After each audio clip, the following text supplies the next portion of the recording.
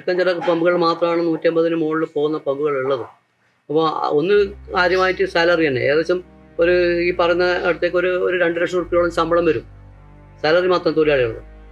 Current വാടക ഏകദേശം 25-30,000 റുപ്യോളം current വാടക വരും.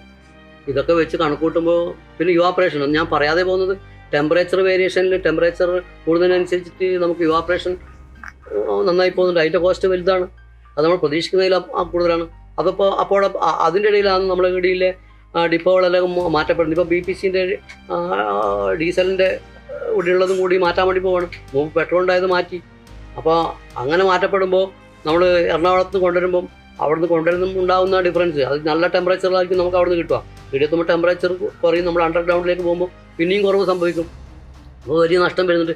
ഏറ്റവും ആദ്യം ടാക്സ് കൊടുത്തിട്ട് വിൽപ്പന നടത്തുന്ന ഒരു വിഭാഗം നമ്മളാണ്. ആ കിട്ടിയ സാധനം തികച്ചും നമുക്ക് വിൽക്കാൻ പറ്റുന്നില്ല എന്നുള്ളതാണ്. അപ്പോൾ അതിൽ വരുന്ന നഷ്ടം അത് ചെറുതൊന്നുമില്ല.